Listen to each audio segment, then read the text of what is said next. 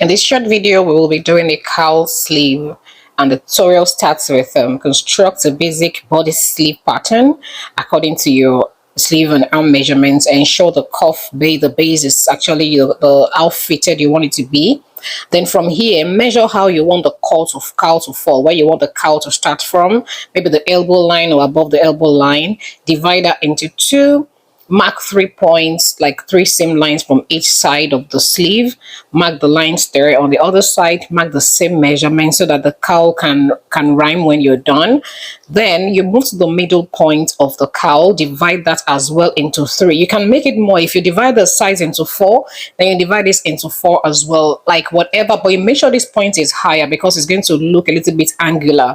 So whatever measurement you use, you can have more lines. You can have more than 3. You can have 6, but make sure it looks like, gives you like this angular shape.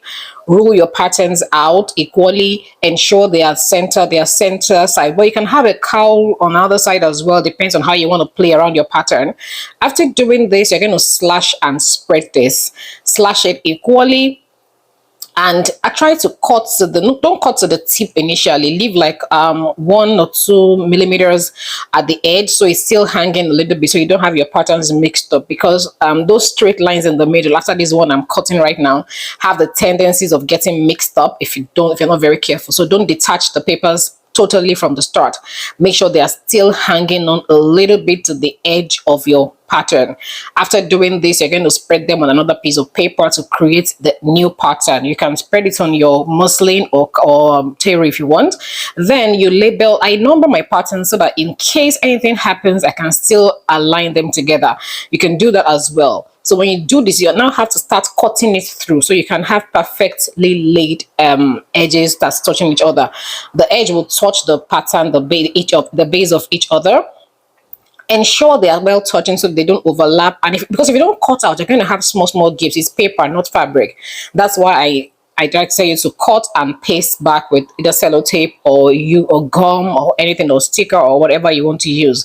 After this, your new pattern is formed. Then you can start creating the cowl sleeve. You can spread this as much as you want. This can happen. You can spread wide. The more you spread, the more cowl you have. Actually, I know some people want, so if you want like a little bit of cut, then depending on the fabric, if your fabric is stiff, you can spread it a lot to have the added fullness, kind of fullness. If you don't want something too full, then do not overspread your pattern, because the more you spread, the more you're gonna have.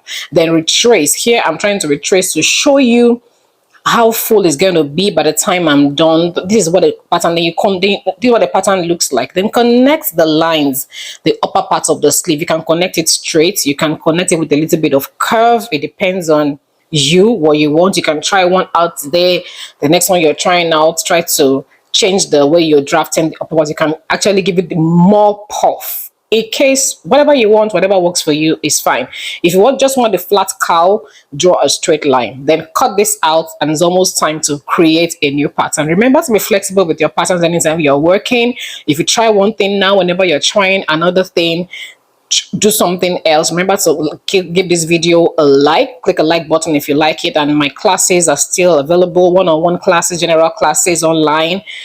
Subscribe or send me a message, and I'll be here to take you through one by one, step by step. No matter the level of your classes, I'm available to teach you at your convenience, and you be sure 100% guaranteed you're going to be good at what you're doing. So let's go. Now we have our pattern here. Fold it into 2. It should be equal, almost equal, except for some edges. If you have like your pattern has something different from the sides. So I drew a line. Sorry, I forgot to show you that when I'm cutting, I'm going to cut on a bias grain line. So that straight line, whenever you hem the edge, if you're hemming, hem well. Allow steam to sink in when you're doing your hemming gum.